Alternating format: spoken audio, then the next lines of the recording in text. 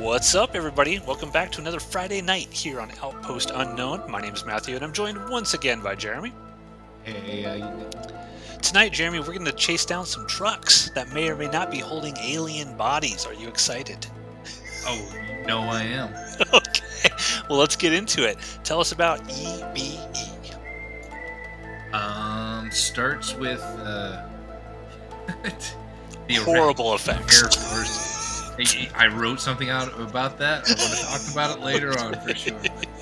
Uh, an Iraqi guy in a cockpit over Iraqi airspace sees the worst UFO special effect I've ever seen on film. Zipping around his cockpit. Somehow he locks it, shoots it down almost point blank. Like the explosion is right in front of his ship, and it almost made it look like he shot himself down. It's so Yeah. bad. But then it crashes somewhere near a NATO listening post in Turkey, Yeah. and then that ends it. Yeah, that's pretty much the prologue. Just kind of like, all right, we're back into aliens. That's cool. Where's this going? So we find, or the next episode we see, or the next part of it we see is the hillbilly pork chop express. Dude in a leather jacket sitting there, kind of a hard ass, trying to find some old country on the radio. His radio starts going haywire, and then his truck comes to a complete dead stop, all on its own. Like the brakes log up, or lock up. He ends up getting stopped. What happened after that? That's one of the problems with this episode. Like, I just watched this episode like last night, and already I'm struggling to explain exactly what happened here. Um, Somehow Mulder and Scully just are there. Like the next morning, because there's like weird sort of, I don't know if it's like an abduction thing. It does that weird, like weird slow motion, that bad slow motion and bright flashing, to sort of like, oh, there's an alien event occurring or whatever, and then just sort of from my memory cuts to the next day, and Mulder's got like a, I don't know, it's like a Geiger counter or something, and he's like looking in the back of this truck, and Scully's sitting there saying it could be a mountain lion, and I'm like, what? Oh yeah, completely like she mentions all of the tropes like swamp gas, Yes. mountain lion, reflections off a moon, and he's just like, yeah, Scully, all right, just keep, Yeah. yeah, all right, yeah, it could be that, sure. Yeah. He's not believing anything. He's just so raring to find some alien shit going on. This takes place in Tennessee, by the way. I didn't make that note. Reagan, Tennessee is where this takes place. But eventually, Mulder is like, hey, I want to take you, Scully, to go see some friends of mine. They'll know what to do about what actually happened here. And who does he take her to? We meet the lone gunman. The very ones who would become, I mean, they would get their own show at some point. These guys were so popular with the fans on X Files that they got their own television show for one series from Chris Carter. The Lone Gunman, indeed. Well, I mean, they were us basically. Like Yeah, we were never gonna, us as kids, like in our little nerd group, we were never going to be Fox Mulder, but we could be the lone gunman. yeah, yeah. And each of the Lone Gunmen, what was great about them was Byers, Frohickey, and who's the other guy? I've already forgot his name. Pervert. Yeah. No, I think Frohicke's the pervert. Frohicke's the one that's always like, yeah, and like in this episode, he's like, "Is this your skeptical partner?" And like, she's hot. He keeps calling Scully hot, and there's this great line later on, after Scully's met these guys, and she's like, "These people are totally paranoid. How can you think anything they say is even plausible?" And then Mulder goes, "Well, I think it's remotely plausible someone might think you're hot." Just Yep. so good. It's so good. Yeah, but these are three dudes who just, they're Max, right? I wish that Max almost didn't get abducted, because could see Max coming back in something like this as one of the lone gunmen. They're kind of the three dudes who will go on to help Mulder everything. Even in this episode, Mulder orders them to commit a federal felony. to hack into something, that kind of thing. They're the people that operate outside of what Mulder can do, and that he'll be able to lean on when, as we see, Deep Throat might not be as trustworthy as we can come to expect. Well, yeah, they almost as soon as they leave the lone gunman, for some reason, I guess Scully just likes pulling her pens apart like I do sometimes. Yeah. She just pulls a cap off and she sees all of these transistors welded inside of her pen like it's a listening device. Yeah. So they they didn't realize that so many people had eyes on them. They went and found this trucker. They talked to him for a little bit. He was covered head to toe in a gross rash. So Yeah. why they didn't immediately start with quarantine stuff or putting bags over their heads, or, something to protect themselves. But they jumped to this is Gulf War syndrome, and it was a huge leap to get there. But then I was remembering at the time that Gulf War syndrome was a big thing in the Oh, news yeah. way back then. So okay, yeah, and somehow Mulder links that Gulf War syndrome is triggered by UFO sightings. Well, All right. yeah, and Mulder also mentions at a certain point in this episode that the cargo that was in this truck weighed more than what it was supposed to, and ultimately, what you find out is like the UFO that was crashed down in NATO space or whatever near Turkey is in the back of this truck, and there is an extraterrestrial biological entity allegedly inside being transported. Do we even find out why it's being transported across the country? I don't even remember what Deep Throat says as to what's happening with it initially, but that's what Mulder and Scully are. Mulder's trying to do it, and then Mulder goes through and he has this conversation with Deep Throat. This is a very Deep Throat centered episode. So how does Deep Throat come across in this episode? Um. Well, that he's full of shit because I think he shows up 3 different times, and then the last 2 times he's just being called out for lying on top of lying on top of lying. The first time he meets up, Mulder is just munching on seeds again, which is apparently just a thing he does while nervously waiting for Deep Throat to show up. But what was it? He's I like that they show with this, and they'll do it with X next season when X becomes the new sort of person that is assisting. How Mulder sort of signals Deep Throat, where he basically takes out and puts like a blue light bulb or something in, and has his window shade pulled down, but it's glowing blue, and that's the key for Deep Throat to call him and click click. Okay, now I'm gonna go sit on this park bench and wait for you, sort of thing. I like that. and yeah, well, he starts telling him that they do have or that a UFO was shot down. So he's given him a little bit of truth, and I think they make mention of it. I think it was a line from Mulder that a way to tell a lie is to place it between two truths. Well, that's Deep And Throat that tells that to Mulder. oh well, he does it over and over and over Yeah. again in this episode. But he tells him that yeah, Iraqi Air Force shot down a UFO. Which I want to just talk about that effect real quick because they kept going back to it over and over and over. If you look at this effect, they have a model jet airplane that they stuck a camera onto the tail fin of and basically set a firework off right in front of it. And they must have been so proud of themselves because they show it twice in that episode. It's so bad. It's awful. I think one of the previous episodes, maybe it was the pilot, not the pilot. I don't know where Chris Carter was saying like this is the worst effect we've ever done on this show. I beg to differ, Chris. I think this UFO crash explosion that's the worst thing that we've seen so far.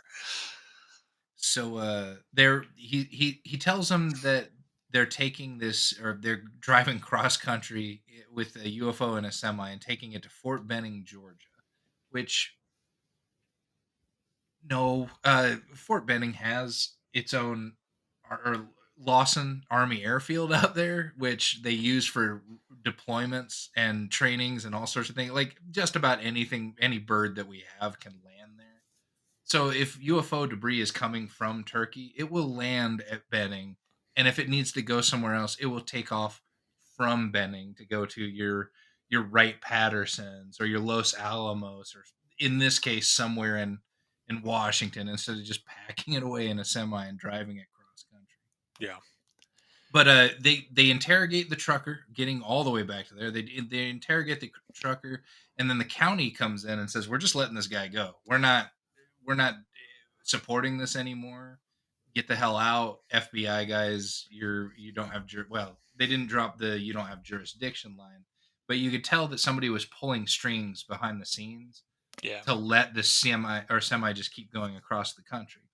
So we get to the lone gunman, we find the transistor, we find out that somebody is keeping their eyes very, very close on Mulder and Scully in this episode. So he wants to find out who. He doesn't get any real information from him other than sending him on a wild goose chase trying to find this semi.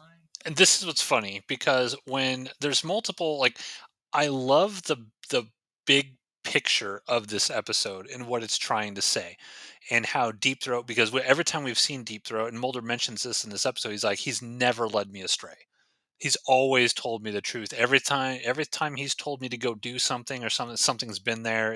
He's and Mulder says, I trust him, because he argues with Scully after she finds that thing in the pen, the listening device.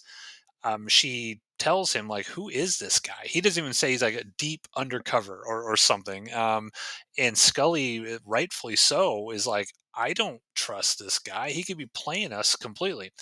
And Mulder's like, well, I trust him. And she's like, you're the only one I trust. He's like, well, then you're going to have to trust me. The whole thing is kind of like Deep Throat might be trying to drive a wedge here, but when he starts putting him on that wild goose chase, there is a sequence here where Deep Throat hands him, a manila envelope, and Mulder takes to Scully this photograph of a UFO.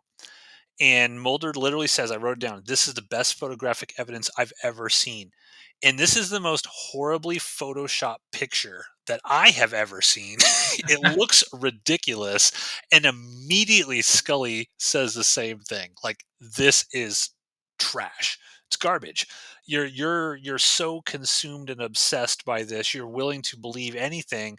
And she has this great line. She's like, Mulder, the truth is out there, but so are lies. And there's like this nice little argument between the two of them, and then we find out kind of in the next scene, where Mulder believed her, and he went and he had it analyzed, and again, that point where he's like, you were right. So this is another example where the writers are very calculating to show that Mulder, even though he is so obsessed and so driven, and will kind of sort of shut her down when she says some of her ideas, that he did take that time to sort of take a deep breath, follow her lead, what she was saying, like, get it analyzed, make sure 100% this is legit before we start chasing rabbit holes here. And I love that sequence. He was like, you were right. This was absolutely a forgery. Now we can trust no one. Essentially, trust no one. Only each other. And then yeah, he tears apart his apartment, finds out that it's bugged. They let me see. Because that's after the Shark Tank scene. So because Mulder confronts Deep Throat at the zoo, I guess they're just standing Oh in front yeah, of a bunch yeah. of shark tanks, and Mulder's like, "You fucking lied to me about this photo," and Mulder's pissed. And Deep Throat's argument is like, "Look, I had to throw you off the case. There are some truths that cannot be known." And Mulder's like, why? Because it's going to be, and he brings up the Tuskegee experiments and Roswell and all this stuff. And Deep Throat's kind of like, dude, I know so much more than you could possibly imagine.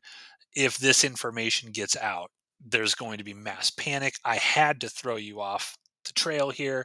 And then Deep Throat literally tells him, hey, man, I wasn't the one that was bugging you, but I can tell you they still can hear you. And which is funny to me because it's like when Scully initially pulled out that radio transistor or whatever from that pen, I would have not said anything at all anywhere. I would have just assumed everything is bugged. If they're going to that detail to put that sort of thing inside my pen, how many other listening devices do they potentially have? And it doesn't seem to occur to Mulder until Deep Throat tells him, "Oh, by the way, we can still hear what you're saying," to even consider that they could be still bugged. Like his house could be bugged, his car could be bugged. I found that to be a little bit unbelievable and out of character for Mulder. What did you think of that? Did you have any issues with that? I I don't think that he realized the severity of the issue, and or he. I mean, it was his apartment. That's his that's a safe place. That's where he's always felt that it was his rock, it was his castle. So he Deep had Throat to. does say this is a nice apartment. Yeah, yeah. But it wasn't until this time that that safe space was taken away from him, and he had to see it with his own eyes. But eventually, after destroying his whole place, he did find that bug. Yeah. Decides that they're going to find this semi, but they know that they have a tail, so that they're going to give them the slip. They end up splitting up and then losing their tails both at the same time.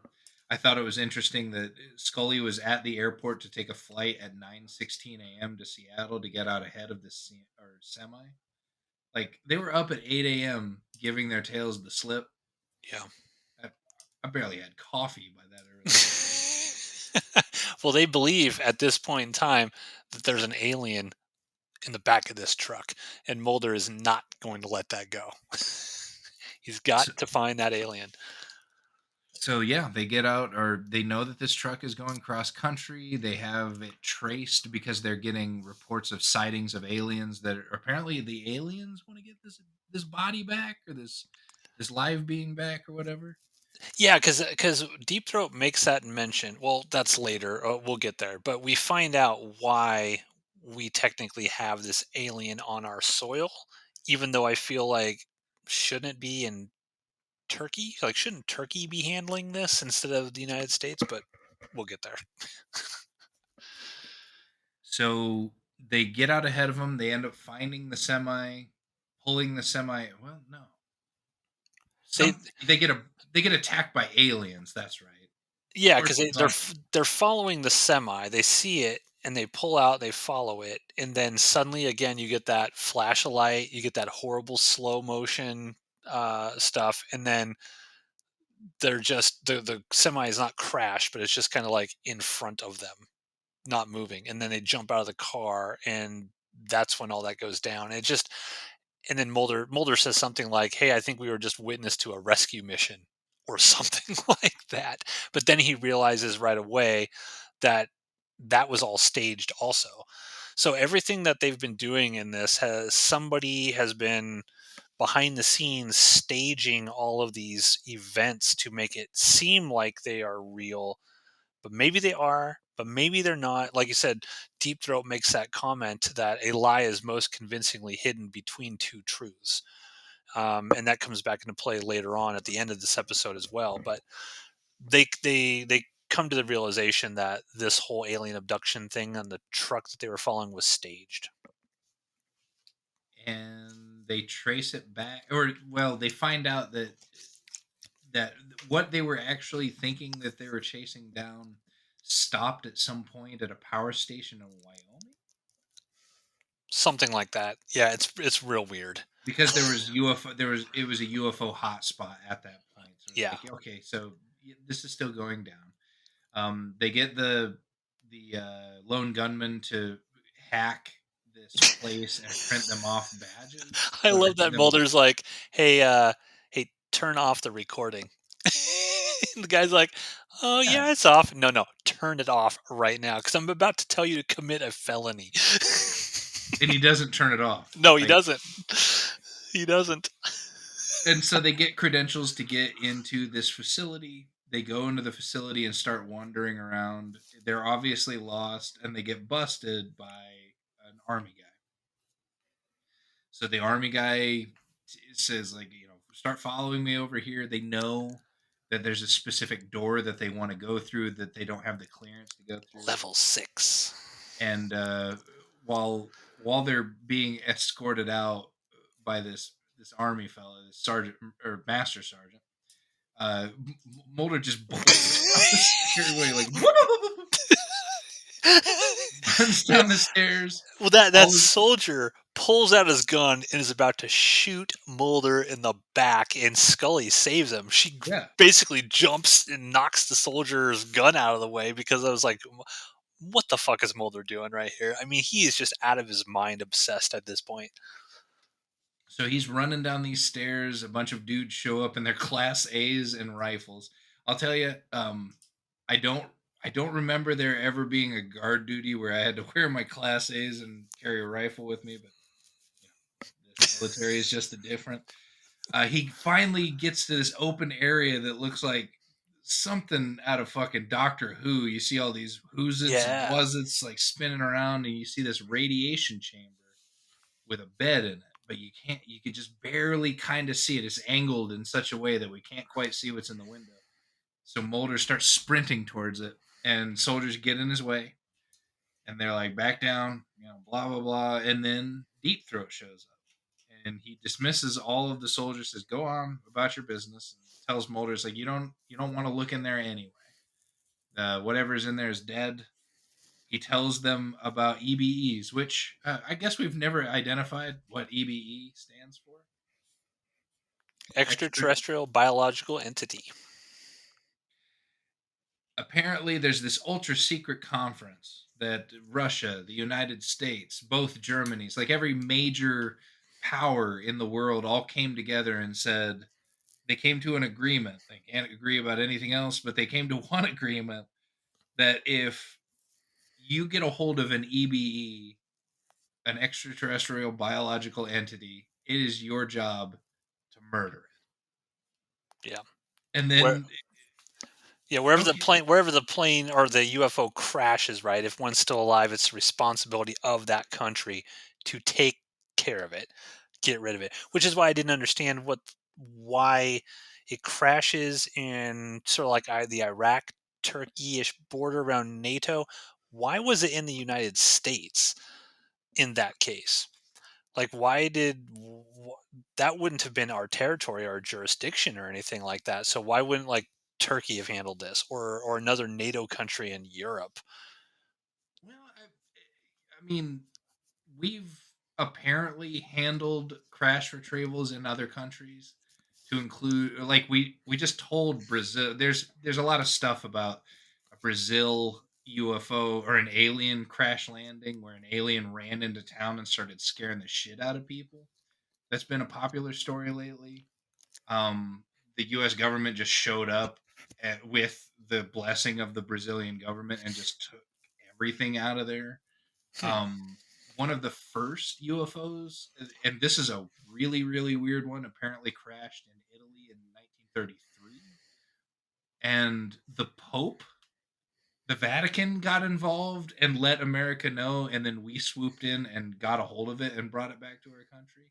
So there's been these stories that we as a superpower, and for a long chunk of time the premier superpower, just goes into countries and takes what we want from time to time. And I think they were just kind of leaning on this. Like, it crashed near or on the outskirts of a NATO American soldier post, a listening post that was paying attention to Iraq at the time. So we would have been the first boots on the ground, the first people to secure it. We would Yeah, have had, that makes more sense. we, we would have had, what is it, aircraft carriers in the Gulf at that time. So we would have been there in force to move that thing as quickly as we could. It would have been, we had what, an episode earlier about the fallen angel. It would have just been Yes. another one of those things. Okay, that makes more sense to me. So Deep Throat tells him, like, it's an interesting backdrop with this alien that's apparently on the other side of glass that we just barely can't see. Um, Deep Throat continues filling Mulder full of bullshit just to kind of string him along to get him to continue believing in him. But then he has this really weird story about having to gun an alien down himself. It's like he had these little puppy dog eyes, and he didn't know. Yeah, And I was like, he says one of three people on the planet who have killed an alien. He basically just put a gun to its head and popped it when it had no idea what was going on. He's like, I wonder if they have any idea what a gun is. Did the thing know before I I summarily executed it right then and there?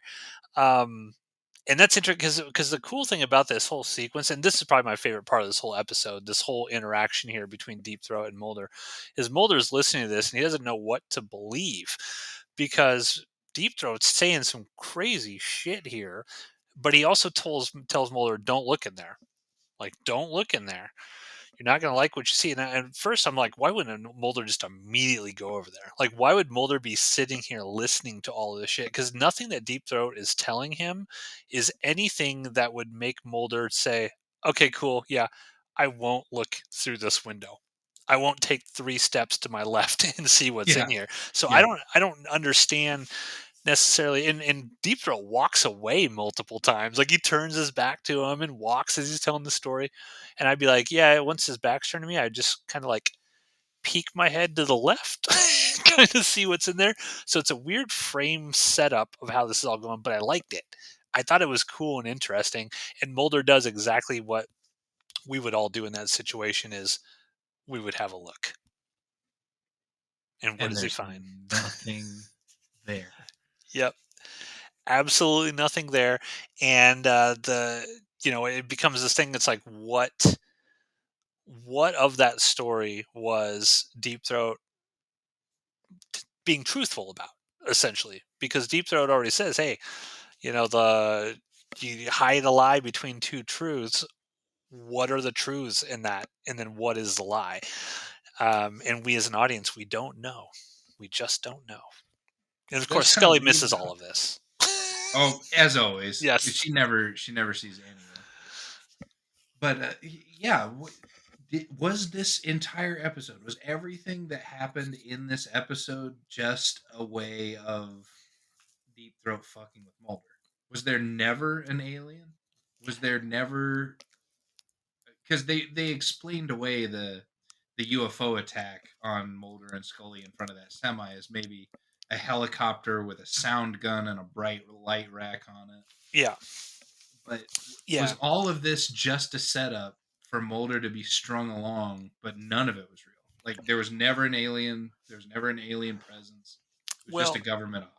if you're looking at it in terms of, I guess, the meta of the episode, there had to be a UFO crash because we see it happen poorly multiple times.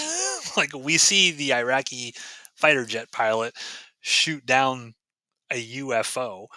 Now, whether or not it actually came to America and it was in a truck driving across the country, that's the cool aspect of this episode is you never really know. It's one of those because Deep Throat's lying from the very beginning. He lies about the photo. They manipulate the photo. He lies about all of this stuff. What's real? What's not? So I think the episode's essentially trying to tell the audience, hey, like you can't even trust this guy. Like nothing going forward that you see is necessarily exactly what's going on.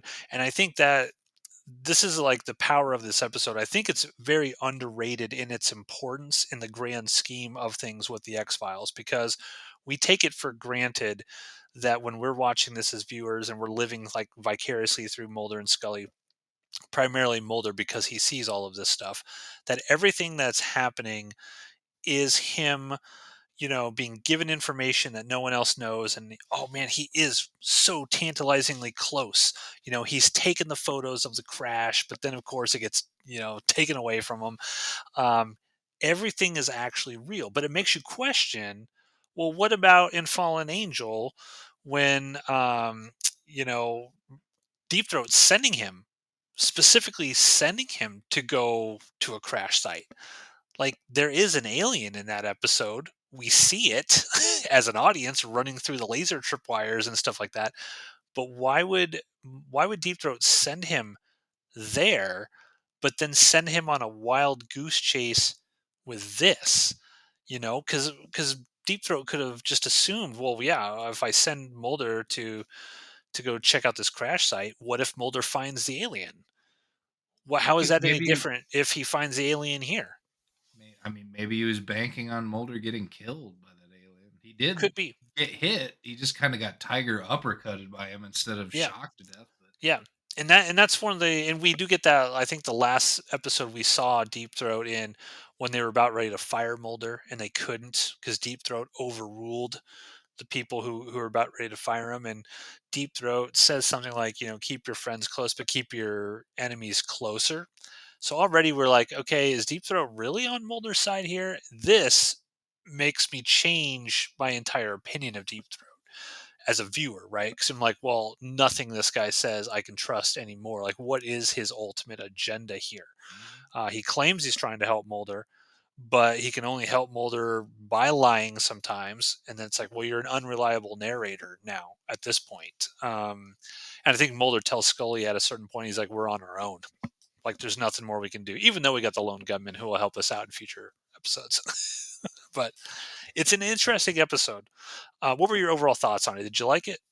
Oh yeah, I mean, it's got aliens in it, so it's almost always a winner for me.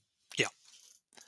Yeah, I thought this was a cool episode as well. I think the opening of it was a little wonky. I think the effects are a little wonky, not good. But the overall message of this episode, I think, is really cool, and to sort of make you question. Mulder needs to question everything he thinks because he tells Scully, "I trust him. I trust Deep Throat. He's never led me astray." Maybe he has, and you just didn't realize it. You know, and so I think that's a really cool aspect. So this is definitely a cool one. A couple facts I did pull from this. Again, from Wikipedia, the bastion of all human knowledge. There's never anything inaccurate on there. The inspiration for the lone gunman came from a group of men that writers Morgan and Marilyn Osborne met at a UFO convention in June of Oh, 1993. So I can apparently, definitely see that. yeah, I love that fact because you know how you said, well, the lone gunmen are us, right? A group of weirdos came up to the writer of the X Files at a UFO convention, and that's what he based the lone gunman off of.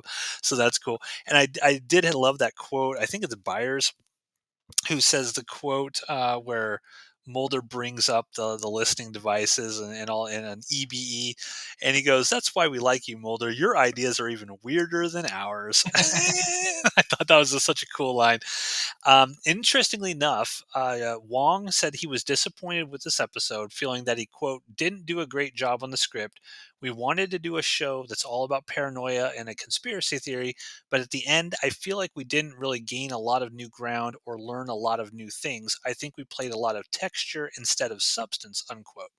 And series creator Chris Carter, on the other hand, claimed the episode was one of the most popular first season episodes and thought the teaser and the scene with Mulder meeting Deep Throat at a Shark Tank were memorable. He also praised Jerry Hardin's performance in this episode, finding that he lent the show the quote unquote believability that it needed.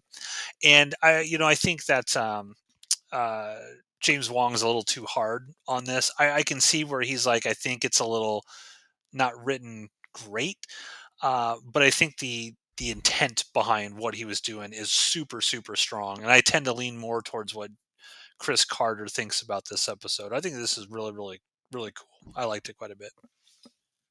Can't recommend it enough. If you miss a bunch of episodes of season one, this should not be one of them. For sure, for sure. And with that, ladies and gentlemen, we've wrapped up another episode of Exhuming the X Files. You know what to do. Hit that like, subscribe button, whatever you want to do, notification bell. Next week, I mean, we're getting close to the end of season one here. I think we got maybe 6 more episodes. Next week, we're going to talk about Miracle Man. And I seem to remember liking this as a kid. I do remember because if I remember correctly, this is the weird religious.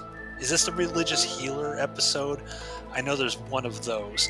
And I was always struck with that kind of stuff. I always thought that was fascinating. These alleged healers, miracle men that would travel around and lay hands on someone and fix them of all of their ailments and things of that nature. And I remember really liking that episode. I'm going to see if it still holds up. So next week, next Friday, every Friday, here on Outpost Unknown.